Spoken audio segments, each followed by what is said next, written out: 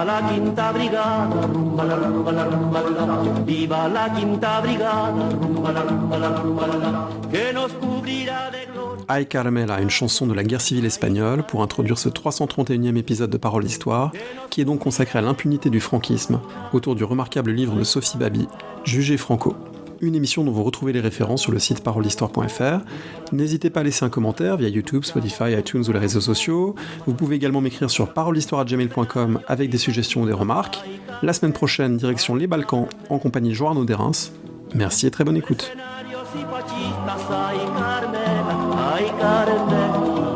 J'ai le plaisir d'être aujourd'hui avec Sophie Baby. Bonjour. Bonjour. Vous êtes maîtresse de conférences HDR à l'Université de Bourgogne. Vous êtes spécialiste notamment de l'Espagne au XXe siècle et vous avez publié il y a quelques semaines Juger Franco avec un point d'interrogation. Impunité, réconciliation, mémoire aux éditions de La Découverte. C'est un livre qui me paraît très important, non seulement historiquement, mais aussi pour des questions contemporaines concernant l'impunité des dictateurs, des criminels de guerre. C'est des questions qui sont très actuelles. Et je voudrais débuter cet entretien avec une notation très personnelle. C'est un livre qui, à certains moments, m'a mis dans un état de colère noire, arrivé au premier, deuxième chapitre, lorsqu'on voit toutes les manières dont la diplomatie de Franco, dans les années 50, manœuvre pour se blanchir aux yeux du monde, et cette impunité éhontée, finalement, qu'ont eu ces gens. Et je me suis demandé si c'est quelque chose que vous aviez pu ressentir, ou plutôt mettre à distance, évidemment, pour faire de l'histoire, pour faire une enquête, mais comment on fait une enquête sur un sujet pour lequel les émotions sont vives. Parmi nous, il y a des gens qui connaissent des petits-enfants de réfugiés républicains espagnols. C'est des choses qui sont très à vif, les crimes du franquisme. Donc comment on fait une enquête sur des choses qui ont cette puissance émotionnelle ? Alors, la puissance émotionnelle, elle est forte, elle est réelle, mais pour moi, elle est à distance parce que je n'ai aucun lien avec l'Espagne. C'est-à-dire, j'ai aucun lien familial. Je ne suis pas une petite fille de réfugiés espagnols comme les trois quarts des Français qui travaillent sur l'histoire de l'Espagne. Donc, pour moi, au contraire, travailler sur l'Espagne, c'était une façon de mettre à distance des émotions que j'ai sur mon propre passé, qui a trait à l'histoire de France et de la Seconde Guerre mondiale et de la Résistance, etc. Et de la Shoah. Mais donc, les émotions sont mises à distance par cet éloignement-là. Et au contraire, par une sensation même d'étrangeté. Donc l'émotion, elle surgit de l'étonnement initial qui vient de la comparaison, en fait, entre la situation en Espagne et la situation en France, quant à la façon de gérer le passé de la guerre, de la résistance, et à la façon de penser le fascisme, et en l'occurrence la dictature franquiste. Et donc c'est cet écart-là, cet étonnement-là, qui au contraire me permet de réfléchir peut-être un peu différemment qu'à l'intérieur même de l'Espagne à cette question de l'impunité du dictateur de Franco. Mais oui, en fait, c'est un très long travail, une très longue réflexion qui remonte au tout début de ma recherche, quand j'étais en Espagne, à Madrid, au début des années 2000, et que précisément, c'était le moment où naissait un mouvement un peu de résurgence de la mémoire de la guerre civile, et surtout de la mémoire des vaincus de la guerre civile, et puis d'un autre côté, où persistait de façon éhontée l'impunité de la figure de Franco, avec notamment ces célébrations du 20 novembre 75, donc 20 novembre, donc chaque 20 novembre, c'est le jour de la mort, en fait, anniversaire de Franco, et dans cette grande basilique près de Madrid, qui est la basilique du Valle de los Caídos, où il était enterré jusqu'à il y a peu, il y avait des grandes manifestations quelque chose nostalgiques de du totalement franquisme. Impensable en France. Exactement. Il y a des gens qui se réunissent pour la mort de Pétain, mais ils se réunissent à des groupuscules qui se réunissent à l'Île-Dieu, etc. Mais voilà, quelque chose de cette ampleur-là nous paraît totalement inimaginable. Exactement. Donc c'était cet étonnement, c'était totalement imaginable. Et je me suis retrouvée le 20 novembre 2005 pour les 30 ans de l'anniversaire de Franco avec un ami. On est allé dans cette basilique assister en fait en ethnologue embarqué dans cette histoire, et c'était impressionnant. Et donc oui, c'était un choc émotionnel, visuel, sonore, puisqu'on avait l'impression d'être en plein franquisme. Une question sur la manière d'arrêter temporellement l'enquête, parce que dans les dernières pages, vous dites, encore au moment où j'écris ces lignes, il y a une juge qui a clôturé une action judiciaire, etc. Et en fait, potentiellement, c'est sans fin, comme c'est des enjeux mémoriels et qu'il y a des actions ou des tentatives d'action judiciaire en cours pour mettre fin à cette impunité dont on va parler dans cet entretien. Comment on peut décider à un moment, bon voilà, mon enquête est close, j'ai travaillé sur cette histoire, mais on est en 2022, 2023, 2024, voilà, je ne peux plus aller plus loin. Alors, vous avez raison, elle n'est absolument pas close, cette enquête, puisque c'est en cours et c'est même au cœur de l'actualité espagnole en ce moment même, puisqu'il y a une offensive actuelle de la droite et de l'extrême droite pour remettre en cause les acquis mémoriels du dernier gouvernement et des dernières années, et que le gouvernement socialiste, au contraire, se lance à l'assaut en fait un argument de campagne en fait pour les prochaines européennes notamment. Donc c'est un sujet tout le temps à remettre à jour, et donc si là je dois traduire cet ouvrage ou le republier, il faudrait rajouter des lignes sur ce qui s'est passé dans les derniers mois. Donc c'est jamais terminé. Mais le but de ce travail, c'était en fait le dernier chapitre qui a trait à 2000 et jusqu'à aujourd'hui. Ce dernier chapitre-là, à lui seul mériterait un livre entier, en fait, une enquête entière. D'accord ? Mais moi, j'avais décidé au contraire d'essayer de remonter loin dans le temps et de partir aux origines, de faire un peu la généalogie de ce qui se passe aujourd'hui. Parce que la plupart en fait des travaux sur les questions mémorielles en Espagne, elles portent sur le contemporain, sur le très contemporain, sur 2000 jusqu'à aujourd'hui. Et j'avais envie justement de sortir de ce poids du présent, de la contemporanéité, de l'émotion, pour aller chercher bien avant et comprendre du coup autrement, apporter un autre regard à ce qui se passe aujourd'hui. Un autre regard, et pour moi c'est vraiment une des grandes forces de votre livre, c'est un regard qui soit pas seulement espagnol, c'est pas un livre d'histoire de l'Espagne, c'est un livre d'histoire transnationale qui montre que cette question de l'impunité du franquisme, elle a été posée depuis Paris, depuis Buenos Aires, depuis New York, depuis toute une série de lieux, et encore, elle l'est encore aujourd'hui d'une certaine manière de façon internationale, et qu'en Espagne même, malgré la volonté qu'ont eu certains de se fermer au monde et de se fermer aux enjeux mémoriels, on a été rattrapé aussi par tous les processus mémoriels mondiaux dans les années 90-2000. Et du coup, comment vous avez... à quel moment vous vous êtes dit, je peux pas rester sur le terrain espagnol, il faut que j'ouvre l'enquête et aller chercher partout finalement où ces enjeux sont soulevés? Alors, je pense que c'est à la fois une posture, en fait, une volonté dans l'historiographie, méthodologique, et aussi une nécessité au regard de l'histoire de l'Espagne. C'est-à-dire que j'avais envie de sortir l'Espagne de l'isolement historiographique dans lequel elle est trop souvent cantonnée, à la fois en Espagne même, où on a une histoire très nationalo-centrée, comme dans beaucoup de pays, et puis à la fois ailleurs, en France notamment, où, quand on parle de l'histoire de l'Europe, l'Espagne n'est jamais présente, jamais. Elle apparaît vaguement au moment de la guerre civile, comme antichambre de la Seconde Guerre mondiale, en 36-39, et puis ensuite, vaguement, quand elle rejoint l'Union européenne dans les années 80, et puis c'est tout. Entre-temps, l'Espagne est un trou noir, on la considère à la périphérie des tendances de tout ce qui se fait en Europe, à la périphérie de l'Europe. Et moi, j'ai eu envie de chercher et de montrer que non, que l'Espagne, en fait, était partie intégrante de l'histoire de la sortie de guerre en particulier, de la Seconde Guerre mondiale et de la sortie de la Seconde Guerre mondiale, et qu'elle avait été confrontée aux mêmes enjeux que le reste de l'Europe, traitée de façon différemment, que parfois elle avait été à la traîne, parfois au contraire elle avait été motrice. Et puis de tendance générale de tout ce second XXe siècle. Et puis aussi parce que donc l'histoire de l'Espagne, c'est une histoire internationale et une histoire transnationale à partir du moment, surtout, où avec la défaite des Républicains en 1939, il y a un exil massif qui se produit, et même déjà pendant la guerre même, la solution semble être internationale pour mettre fin à cette guerre ou pour obtenir la victoire. La guerre est internationale. Et ensuite, donc, les Espagnols se sont dispersés sur le continent européen et américain. Et donc, les enjeux de l'après-guerre se posent au niveau international. Et ça, c'est quelque chose qui se poursuit, en fait, qui est vraiment dans l'ADN de l'histoire de l'Espagne jusqu'à aujourd'hui.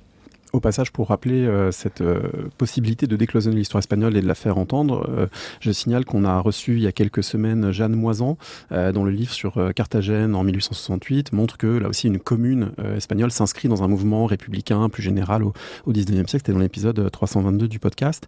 Peut-être une dernière question avant de redérouler depuis l'origine votre enquête sur le plan chronologique, une question sur la manière de faire.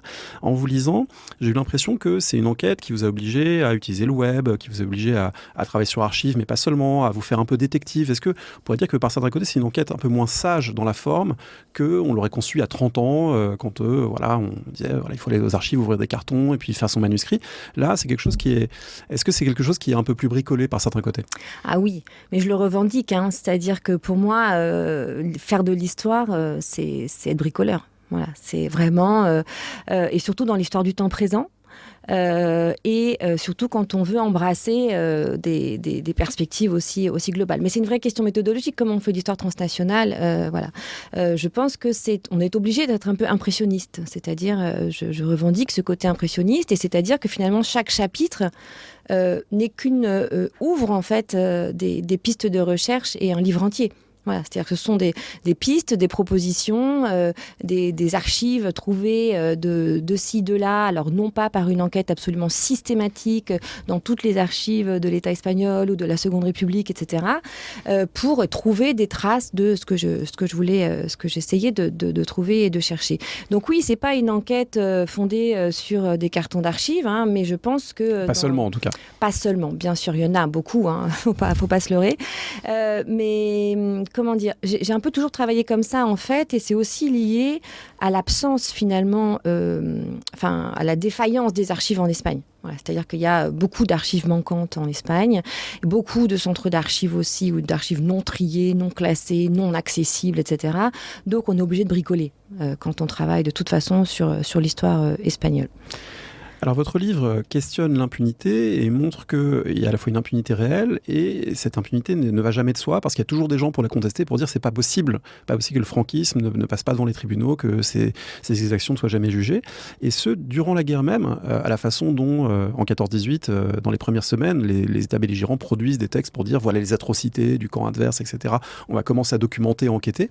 Durant la guerre même, il y a des premières velléités de mettre les franquistes face, je ne sais pas si on peut déjà les appeler comme ça, mais en tout cas de mettre l'insurrection militaire qui commence en juillet 1936 face à des juges pour répondre de leurs crimes. Oui. Alors, je voudrais juste préciser que l'impunité, je ne l'entends pas uniquement au sens judiciaire. L'impunité, c'est un phénomène qui est bien plus large que la question judiciaire. Et l'impunité, elle est sociale, elle est politique, elle est morale, elle est un peu globale. Oui, c'est le fait aussi de ne pas reconnaître. Voilà, de ne pas reconnaître la réalité de violences, de crimes qui ont été commis, et de ne pas reconnaître la légitimité des uns plutôt que des autres. Enfin, c'est tout un ensemble, cette impunité. En tout cas, oui. Alors, comment dire, la qualification des crimes et leur dénonciation a été un des enjeux de la guerre civile pour l'opinion publique internationale, des deux côtés. C'est-à-dire que d'un côté, on dénonçait la barbarie des Rouges et les atrocités commises par les Rouges, notamment contre les curés, par exemple, contre les paroissiens, contre l'Église. Et puis, de l'autre côté, on dénonçait les atrocités commises par les milices phalangistes et surtout par les morts au départ, au début de la guerre. Donc, en fait, c'est un enjeu, si vous voulez, de propagande et d'image internationale que de dénoncer le camp le plus atroce par rapport, le plus barbare, le plus sauvage par rapport à l'autre, puisque c'est une guerre qui d'emblée dépend de l'aide internationale, que ce soit du côté républicain que du côté franquiste. Et donc, en fait, pendant la guerre même, du côté républicain, il y a eu l'avènement d'une révolution. En fait, la guerre a provoqué des mouvements révolutionnaires dans certaines régions d'Espagne, en particulier à l'est de l'Espagne, dans les campagnes, etc., et des mouvements de violence non contrôlés. Et donc des exactions non contrôlées. Et le but de l'État républicain dans les mois qui ont suivi l'été 36, où ont été commis la plupart des violences, ça a été de reprendre le contrôle de la répression et de l'ordre public, en fait. Et de gérer, donc, la question des délits, des crimes commis de l'autre côté, de façon légale, en instaurant des tribunaux qui pouvaient les juger. Donc, c'était une façon, là, de se distinguer du camp adverse, que de mettre fin à la vengeance, de mettre fin aux représailles non contrôlées, pour, au contraire, les placer dans le camp de la justice légale, du coup, et du droit. C'est le camp qui perd en 1939, et avec cette séquence très ambiguë, et c'est la première de plusieurs séquences très ambiguës, qui voit en Espagne la fin de la guerre, mais pour le monde l'entrée dans la guerre mondiale, et du coup, d'une certaine manière, la fin de la guerre qui se fait presque de manière silencieuse aux yeux du monde, parce qu'il y a d'autres enjeux très vite qui se superposent, et du coup, les crimes du franquisme peut-être passent au second plan par rapport à ce qui se déroule en Pologne, par rapport au bombardement sur l'Angleterre, etc. Oui, bien sûr. Au moment où la Seconde Guerre mondiale éclate, 1934. Alors, en 1939, la question des réfugiés politiques espagnols est centrale, mais c'est pour la France essentiellement, et c'est pas les seuls afflux de réfugiés en Europe. On en a déjà vu beaucoup en France, même si celui-là est extraordinairement massif en peu de temps, puisqu'il y a à peu près 500 000 Espagnols qui traversent la frontière en février 1939 pour rejoindre les camps du sud-ouest de la France, mais la plupart repartent ensuite sont en Espagne quelques temps plus tard. En tout cas, après, ils se retrouvent, ces Espagnols, embarqués dans la tourmente de la guerre. Notamment, beaucoup s'engagent dans la résistance, beaucoup sont employés comme travailleurs forcés du nazisme, beaucoup sont envoyés dans des camps de concentration, beaucoup finissent à Mauthausen, beaucoup y meurent, etc. Et donc, dans l'après-guerre, évidemment, la question du franquisme, elle est bien loin. Il y a bien d'autres enjeux à gérer. Mais ce qui est intéressant, c'est qu'en fait, l'Espagne, les Espagnols, les Républicains, les vaincus ont cru à ce moment-là, ont espéré que les Alliés allaient libérer la péninsule ibérique comme ils avaient libéré le reste de l'Europe. Et donc, ils ont lancé une insurrection à ce moment-là. Oui, il n'y avait pas vraiment de plan du côté de Eisenhower. C'était pas sur les cartes, libérer l'Espagne. Non, c'était pas sur les cartes du tout. Mais en tout cas, il y a eu cet espoir-là du côté des vaincus. Et ensuite, des tentatives d'intégrer en fait le cas de l'Espagne dans tout ce qui se passait dans la gestion de l'après-guerre. Et donc, notamment Nuremberg, par exemple. Dans le tribunal militaire international de Nuremberg, il y a eu une petite campagne, une tentative de la part des communistes, en particulier espagnols, pour amener Franco devant le tribunal militaire international. Mais sans aucun effet, c'était absolument pas le but de ce tribunal, etc. Mais voilà, des petites tentatives. Tentatives, par exemple, aussi de faire juger le commandant qui était à la tête de la Légion Condor, qui avait bombardé Guernica en avril 1937. Donc une tentative, là encore, de faire peser à nouveau le sort de l'Espagne dans la justice internationale d'après-guerre. Mais bien entendu, les Alliés n'en ont cure et ça n'a absolument aucun impact. Un cas que je trouve assez emblématique, c'est ce Catalan qui est témoin à Nuremberg, justement, qui témoigne sur la réalité des camps de concentration de Mauthausen et qui, en fait, n'est interrogé par le procureur soviétique que sur le sort des prisonniers soviétiques ou yougoslaves ou d'Europe de l'Est, mais jamais sur son propre sort et le sort des Espagnols, qui donc ne fait que affleurer à la fin de la guerre, mais qui dérange. Avec malgré tout un contexte international qui est quand même favorable aux républicains espagnols, au gouvernement républicain en exil. Et j'ai appris en vous lisant que l'ONU avait pris une résolution dans des termes assez vigoureux. On peut l'entendre d'ailleurs, c'est la résolution du 12 décembre 1946. On va écouter un passage de ce texte lu pour nous. Résolution de l'ONU du 12 décembre 1946, lue par Mathieu de Oliveira. L'Assemblée générale, convaincue que le gouvernement fasciste de Franco en Espagne, qui a été imposé par la force au peuple espagnol, avec l'appui des puissances de l'Axe, et qui a fourni une aide matérielle aux puissances de l'Axe dans la guerre, ne représente pas le peuple espagnol et rend impossible, tant qu'il restera au pouvoir, la participation du peuple espagnol aux affaires internationales avec les autres peuples des Nations Unies, recommande que l'on empêche le gouvernement espagnol franquiste d'adhérer à des institutions internationales établies par les Nations Unies ou reliées à l'organisation et de participer aux conférences ou autres activités qui peuvent être organisées par les Nations Unies ou par les institutions précitées jusqu'à la formation en Espagne d'un gouvernement nouveau et acceptable. Recommande dès maintenant et à tous les membres des Nations Unies de rappeler de Madrid les ambassadeurs et ministres plénipotentiaires qui y sont accrédités. On est quand même dans un monde pour lequel l'antifascisme a une forme d'évidence au lendemain de la Seconde Guerre mondiale, et du coup la condamnation du régime de Franco a une forme d'évidence. Oui, alors c'est le grand paradoxe de cette après-guerre, c'est que en droit et moralement, parce que la question de la morale est très présente à la sortie de la guerre, le régime de Franco est condamnable. Et cela ne fait aucun doute pour personne. Il est condamnable déjà parce qu'il a été amené au pouvoir par les nazis et l'Italie fasciste de Mussolini. Il est coupable ensuite parce qu'il a été leur allié pendant la Seconde Guerre mondiale, même s'il n'a pas été un allié direct. L'Espagne est restée non belligérante, mais en tout cas, elle a envoyé des troupes combattre sur le front russe. C'est un régime coupable parce qu'il n'a pas laissé le peuple espagnol décider de son propre sort, puisque Franco est arrivé au pouvoir par un coup d'État. Donc c'est un régime qui est considéré comme référendum illégitime, non choisi par les Espagnols, et à la sortie de guerre, le droit des peuples à choisir son propre gouvernement est au cœur des Nations Unies, de la Charte des Nations Unies. Et il est coupable pour violer, bafouer les droits de l'homme. Les libertés publiques et les droits humains qui sont aussi au cœur des débats de l'après-guerre. Et donc il est coupable à tous les niveaux parce qu'il viole donc cette charte des Nations Unies et c'est pour ça qu'il y a une unanimité pour condamner moralement le régime de Franco. Là où ça se corse, c'est concrètement que faire ? C'est-à-dire quelles sanctions prendre contre le régime, comment agir contre ce régime. Et là, il y a un désaccord majeur entre la France qui pousse pour des sanctions économiques, notamment le boycott, etc., et l'Angleterre et les États-Unis qui font très largement marche arrière et privilégient donc l'insertion de l'Espagne dans le monde de l'après-guerre.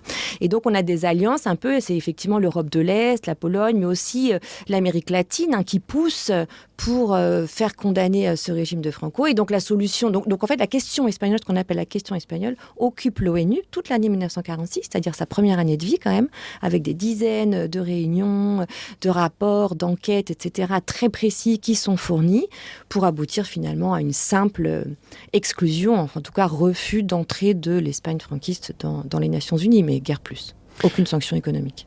Alors, refus d'entrée aux Nations Unies, provisoire en fait, puisque, on le sait, vous avez dit, c'est 1946, 1947, la guerre froide commence de manière très forte, et du coup, l'Espagne franquiste est vue comme un pôle anticommuniste en Europe, ce qui va privilégier son insertion. Alors, c'est une histoire qu'on connaît pour beaucoup d'acteurs, c'est ça qui explique aussi que la dénazification allemande connaît de forts ralentissements, pour ne pas dire plus, à partir de 1947, pareil pour l'épuration en France. Du coup, pour l'Espagne, comment ça se joue, cette normalisation, en quelque sorte, entre 1950, 1955, je crois que l'entrée à l'ONU, c'est 1955. Voilà, comment ça se joue en une dizaine d'années ? Alors, l'entrée de l'Espagne dans l'ONU, c'est 1955, mais en fait, le retournement, il date de 1950, quand en gros, les États-Unis font volte-face, quoi, et affirment, vouloir réintégrer, enfin, renouer des relations avec Franco, commercialiser, et surtout en faire un pion géostratégique dans le cadre de la guerre froide, et signer des accords militaires pour installer des bases militaires en Espagne. Même si je crois que l'Espagne ne sera pas dans l'OTAN. Non, alors l'Espagne n'entre pas dans l'OTAN, elle n'y entre que plus tard, dans les années 80, sous l'égide du gouvernement socialiste, d'ailleurs après un référendum dont on pensait que la réponse serait non, et finalement les Espagnols ont approuvé l'entrée dans l'OTAN. Donc contrairement à l'Espagne au Portugal de Salazar, qui lui entre dans l'OTAN, l'Espagne reste à l'écart de l'OTAN, parce que justement, pour les alliés de l'OTAN, en particulier la France, où le Parti communiste, même s'il a bien moins d'importance plus tard, reste quand même, et surtout où il y a en fait une solidarité morale avec des Espagnols républicains qui sont en fait assimilés à des résistants. Il y a un lien très fort entre la résistance et les anciens combattants républicains et les résistants. Il y a cette impossibilité de réintégrer complètement l'Espagne, et ça crée des dilemmes moraux énormes à l'intelligentsia française, de gauche française, que de voir que l'Espagne en fait est réintégrée dans un monde international, dans un bloc occidental, alors même que c'est la mauvaise conscience de l'Europe. Donc voilà, pour moi, l'Espagne, c'est vraiment la mauvaise conscience non pas des États-Unis ou du monde en général, mais de l'Europe occidentale dans l'après-guerre, dans les années 50, 60 et 70. Et cette solidarité affective, en fait, émotionnelle, mais aussi donc en termes de droits et de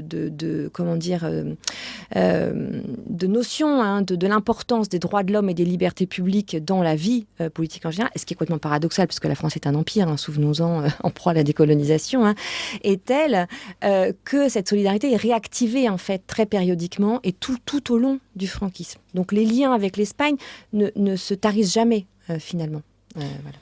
La normalisation de l'Espagne dans la vie internationale, c'est aussi beaucoup dû à l'activisme des diplomates franquistes. Vous montrez très bien qu'ils sont très habiles, très tenaces pour faire valoir leurs droits, pour ne rien céder, ne jamais accepter ces condamnations morales, toujours faire valoir qu'ils sont un État normal comme un autre, etc.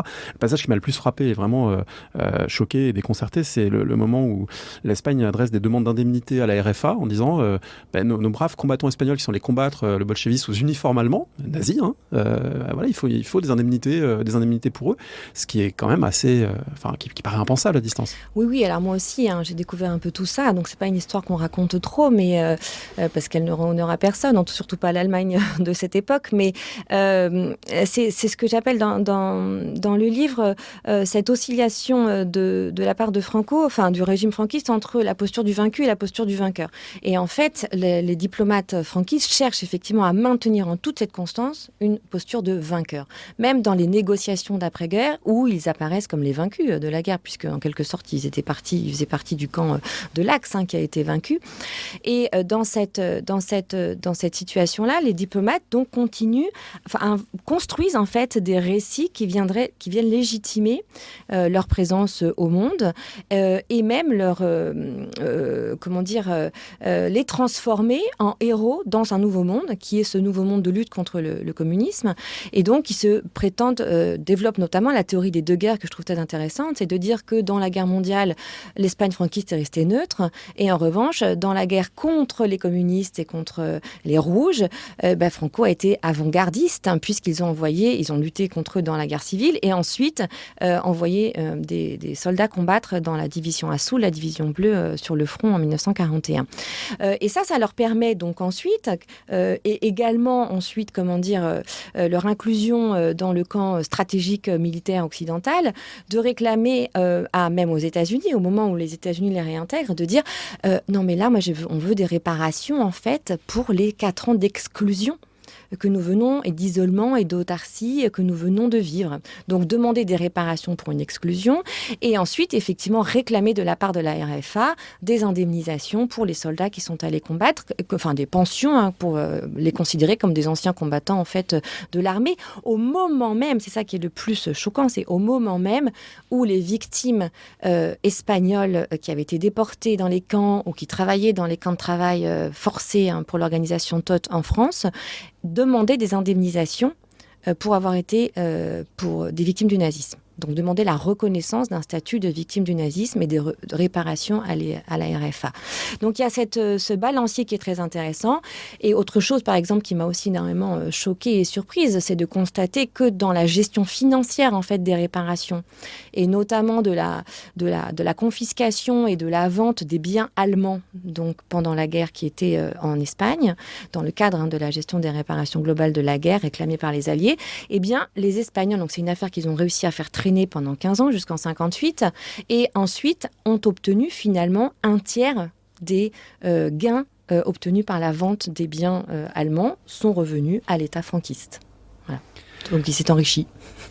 Pendant ce temps de ces manœuvres en haut lieu et peu plaisantes, que font les activistes, les militants en exil, ceux qui espèrent que le franquisme va chuter, qu'un jour ces gens seront jugés pour leurs crimes du passé. Mais il faut aussi dire qu'on veut juger le passé, mais on veut aussi juger le présent, parce qu'il y a quand même des exécutions qui se maintiennent, des gens encore en prison, etc. C'est pas que 36 qu'on voudrait porter devant la justice, en quelque sorte. C'est aussi c'est 50, 55, 60, enfin c'est une histoire continue sur laquelle on veut porter l'attention. Donc, où sont ces gens ? Comment ils s'organisent par rapport à cette normalisation qui est en train de se produire ?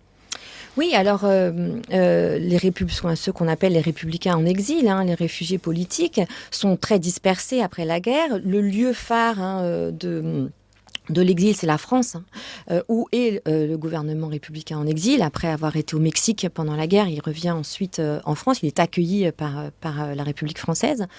Il y a ce moment d'espoir dans les années 50, mais face à la normalisation, c'est le désespoir qui bien sûr touche la plupart des républicains, en tout cas ceux qui continuaient à être engagés et à espérer.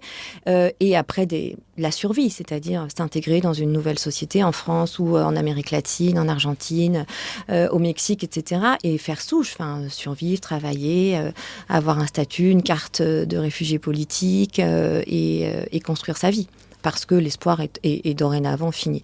Mais il y a au-delà de ça des groupes donc, qui se constituent, des associations qui se constituent, des associations d'anciens combattants, des associations d'anciens déportés, par exemple, qui vont porter la voix de ces victimes du nazisme. Il y a des partis politiques en exil qui vivotent encore en France.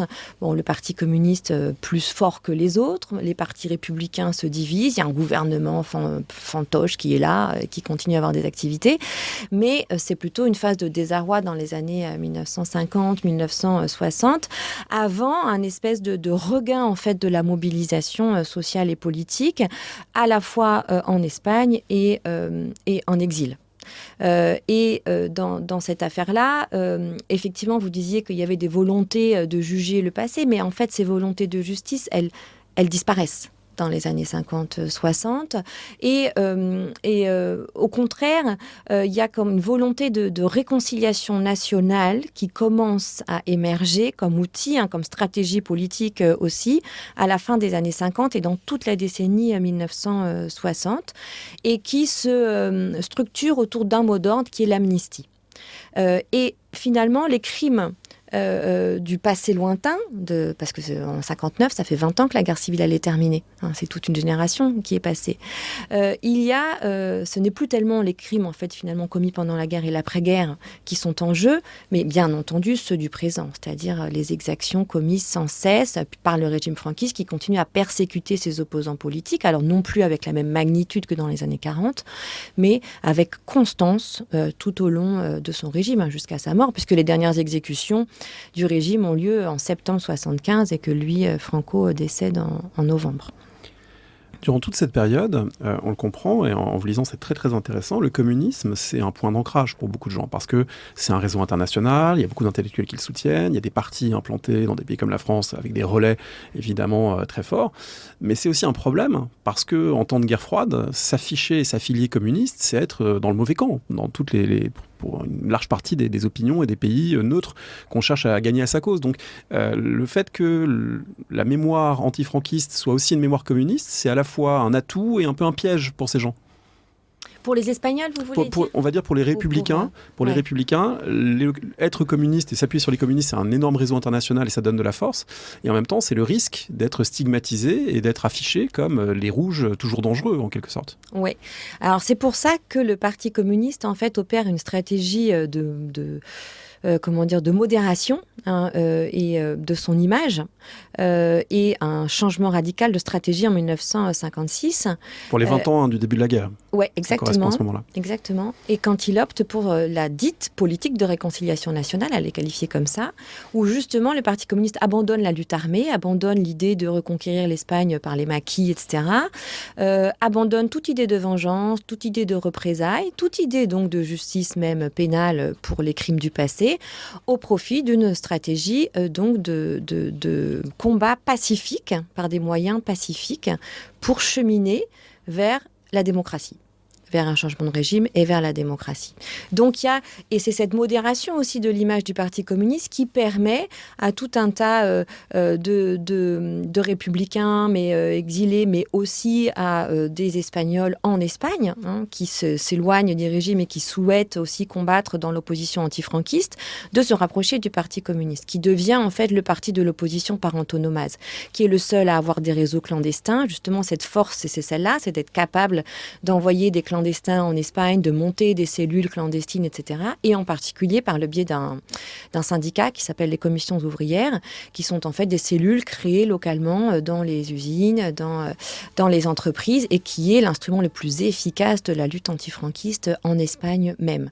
Alors que les autres partis sont réduits à des coquilles vides, en particulier les partis républicains, et le Parti socialiste ne se restructure et ne reprend vie que très tardivement, en fait, dans les années 1970. Donc cette modération, ce lissage de l'image du Parti communiste est très très importante, mais effectivement, l'image pour le franquisme est toujours l'ennemi numéro 1 pour le franquisme reste les communistes. Ce qui d'ailleurs permet à l'ETA, cette organisation indépendantiste basque, de surgir et de s'épanouir parce qu'il n'y a pas vraiment conscience de la part du régime de l'importance de ce nouveau groupe qui émerge, tellement les regards sont focalisés sur la subversion communiste.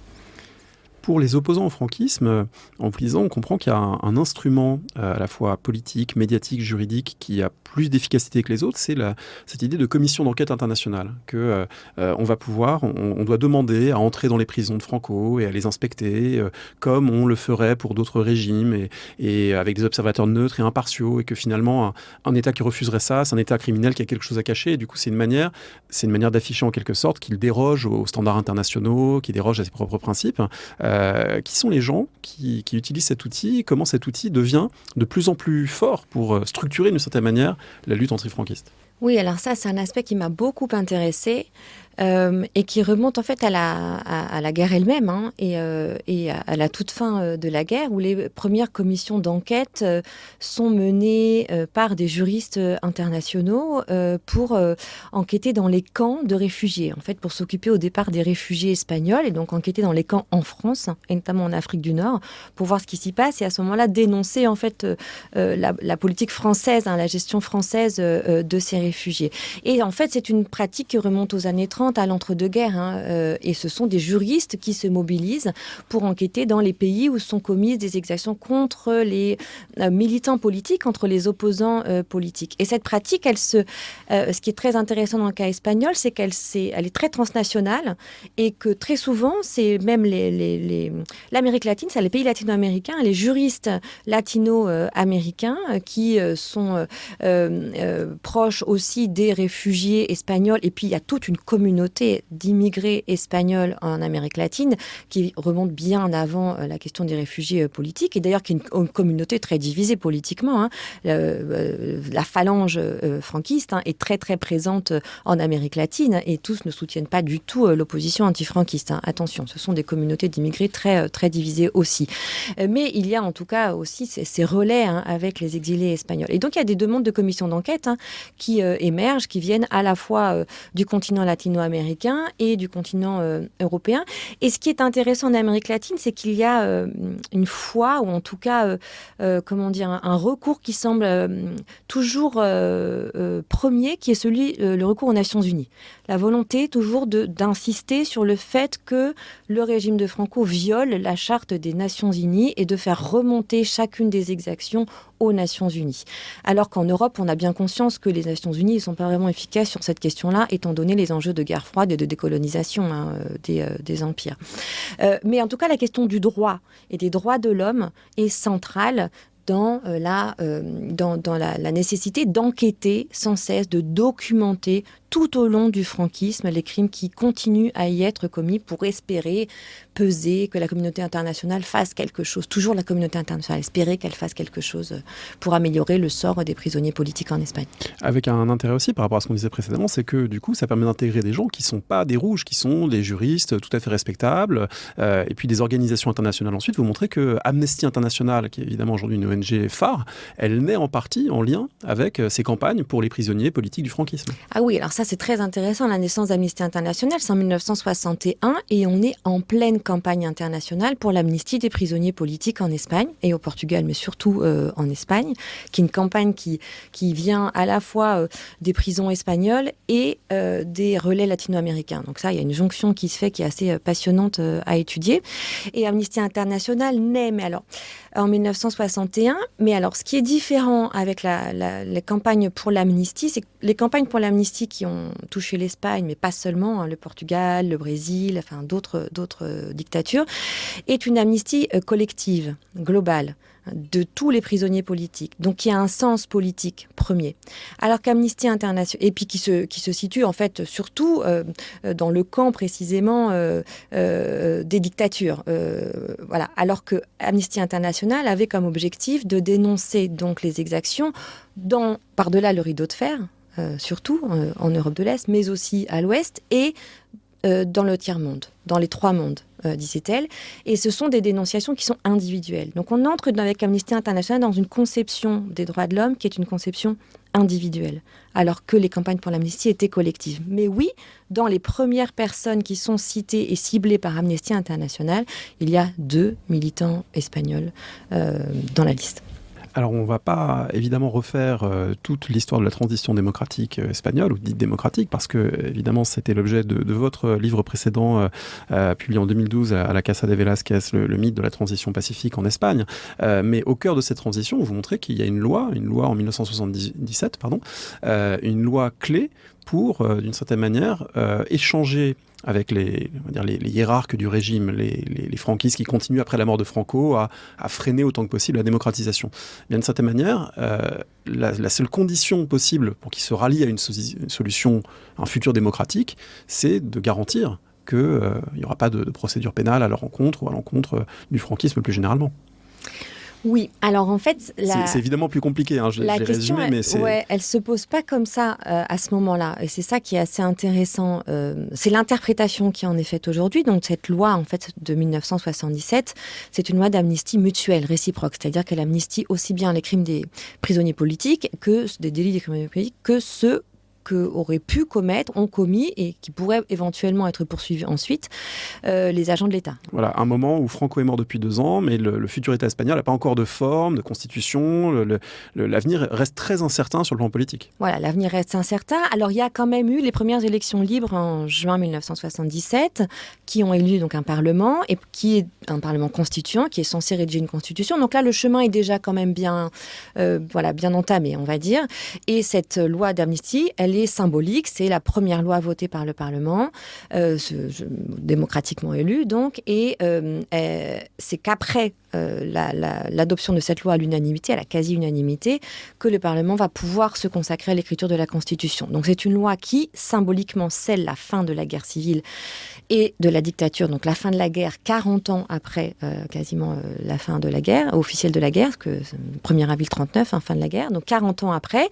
Tous les discours sont emphatiques, on veut enterrer les fractures du passé, les blessures du passé, etc., pour ouvrir une nouvelle étape, construire enfin une nouvelle étape démocratique, de réconciliation, de consensus, d'espérance, de bonheur, etc. C'est vraiment des discours de ce type-là.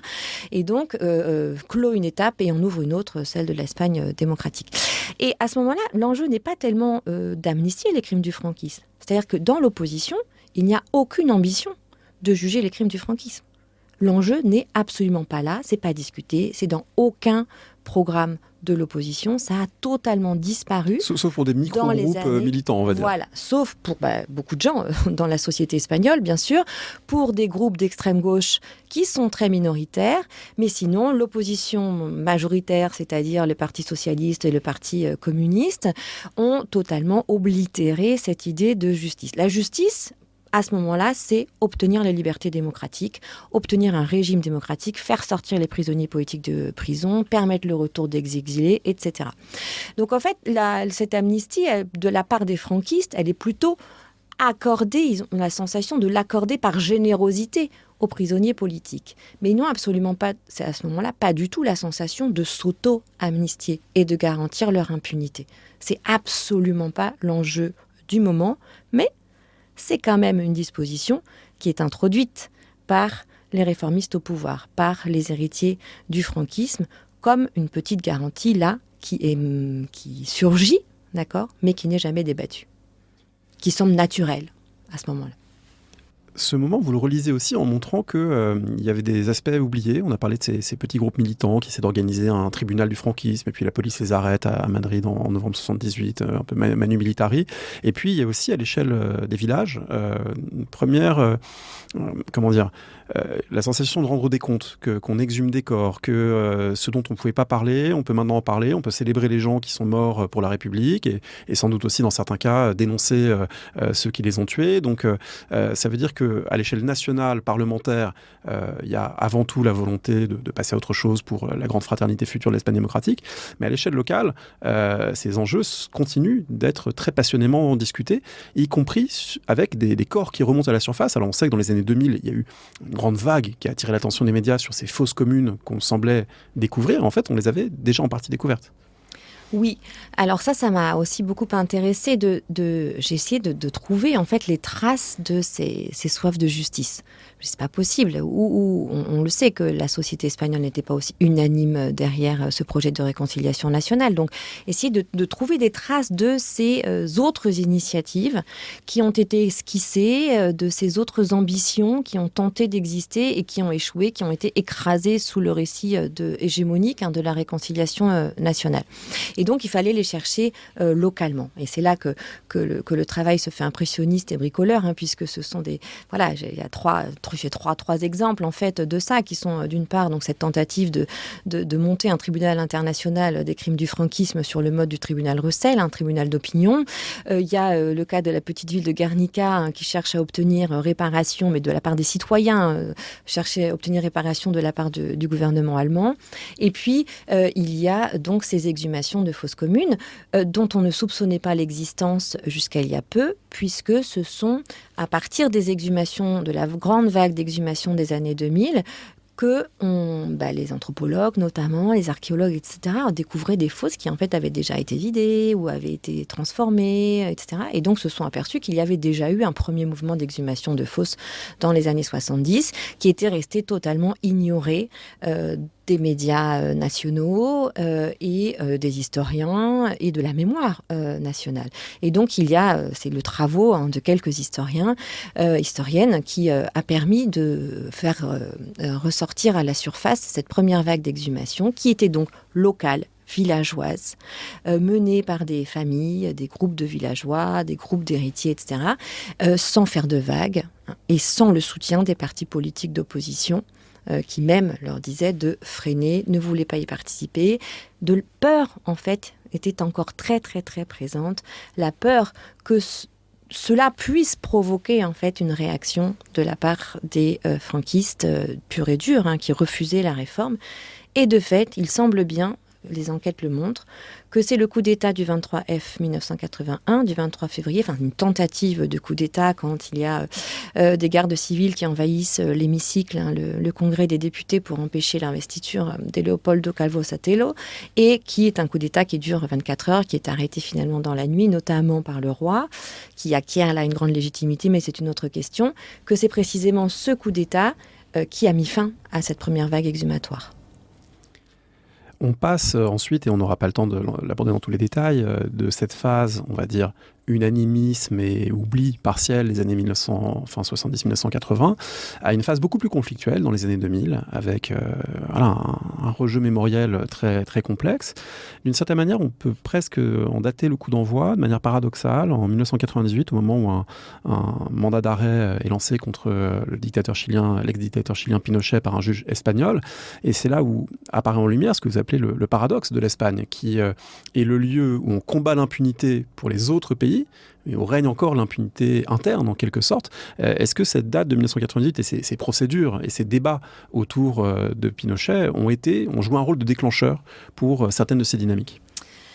Alors, habituellement, on date effectivement la rupture plutôt de l'an 2000, à savoir de la première grande exhumation médiatique qui a été menée par Emilio Silva, qui lance le mouvement dit de récupération de la mémoire historique.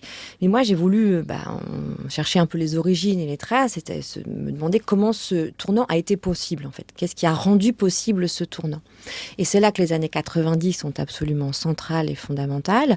Donc, je pense que oui, il y a cette dimension latino-américaine, à savoir cette intervention de la justice universelle par l'Espagne, par un magistrat espagnol, Baltasar Garzón. Et donc, c'est cette contradiction qui surgit de dire mais comment l'Espagne, qui est devenue à ce moment-là la championne de la lutte contre l'impunité au niveau mondial, de l'impunité internationale, n'a toujours pas pu regarder son propre passé en face. Donc il y a un effet retour qui se produit au début des années 2000, mais il y a aussi, et donc une appropriation de tous les dispositifs de la justice transitionnelle qui est en cours encore d'élaboration progressive au début des années 2000 par les citoyens engagés dans le mouvement pour la récupération de la mémoire historique. Et ça, Emilio Silva le décrit très très bien, comment à un moment il découvre tous ces dispositifs de l'ONU, etc., tout ce qui s'est passé en Argentine, au Chili, et disent « Ah, mais ça, c'est nous, on peut utiliser ça aussi ». Et donc, il y a toute une grammaire internationale, en fait, de la justice et des droits de l'homme qui apparaît et que s'approprient en fait les militants espagnols. Mais l'effet Pinochet, c'est après, on va dire c'est 2-3 ans après, c'est pas immédiat. Et ensuite, il y a un autre modèle dont je montre aussi l'importance, que je qualifie de modèle de mémoire plutôt. On a d'un côté la question de la justice, qui vient vraiment de l'Amérique latine, la justice transitionnelle, avec ce trio vérité, justice, réparation, etc. Et puis, il y a le modèle de la mémoire, qui est le modèle européen, en fait, de la mémoire de la Shoah, qu'on appelle l'Holocauste en Espagne, on n'utilise pas le mot Shoah, et qui émerge vraiment dans les années 90-95. En fait, est une date clé en Espagne. C'est la commémoration de la fin de la Seconde Guerre mondiale. L'Espagne se réapproprie soudainement un passé de Seconde Guerre mondiale qu'elle a totalement oblitéré toutes ces années, de façon diverse, et fait adopter une loi contre l'apologie du génocide, dans une interprétation très extensive du génocide. C'est un moment où l'Europe prend conscience en fait de la résurgence de l'extrême droite, de l'antisémitisme, de la xénophobie et fait adopter toute une série de dispositions pour lutter contre la xénophobie et contre l'antisémitisme. Et l'Espagne s'approprie en fait tout ce mouvement de façon assez exogène. D'accord, redécouvre aussi, c'est le moment de la redécouverte de son passé séfarade et se réapproprie en fait une autre légende qui est celle du sauvetage des Juifs par Franco. C'est une réappropriation qui est très très ambiguë, mais qui a pour effet en fait d'introduire la question des politiques publiques de mémoire et de la mémoire dans le débat public. Et c'est le moment où la Catalogne aussi entreprend les premières politiques de mémoire envers le passé de la guerre civile et du franquisme. Oui, donc juste pour conclure, il y a deux modèles qui dominent. Un modèle qui est celui, modèle mémoriel de l'Europe, et un paradigme plus judiciaire, mais pas que, parce que dans la justice transitionnelle, il n'y a pas du tout que de la justice pénale, qui est celui, donc, le modèle argentin, en fait, qui est très, très présent en Espagne. Alors tout cela donne naissance à deux lois sur la mémoire et le passé espagnol, une loi en 2007, une loi en 2022, qui chacune sans doute mériterait une émission à part entière pour en décortiquer les effets, les interactions avec la société civile, les insatisfactions que ça provoque, aussi bien à gauche qu'à droite. Il y a des gens qui trouvent que ça va trop loin, pas assez loin, etc. Donc on peut évidemment pas entrer dans tous les détails, mais peut-être que si on fait un bilan provisoire au terme de cette seconde loi de 2022, qu'est-ce qui a changé dans le rapport officiel de l'Espagne à son passé? Pour la première fois, sauf erreur, il y a des dénonciations claires et nettes de l'insurrection de 1936, même si une partie de la classe politique ne l'assume pas, mais c'est maintenant dans la loi. Et qu'est-ce qui a changé aussi comme possibilité judiciaire? Alors oui, il me semble que cette loi, elle est donc de 2022, elle est essentielle parce que pour la première fois, elle a la volonté de renverser en fait un récit dominant, et c'est pour ça qu'elle provoque autant de contestations de la part de la droite et de l'extrême droite, qui était le récit en fait que j'appelle de l'équivalence des légitimités entre la légitimité franquiste, la légitimité républicaine. Ces deux légitimités étaient en fait absorbées au profit d'une nouvelle légitimité qui était déracinée, qui était la légitimité démocratique de la transition de 1975 à 1982.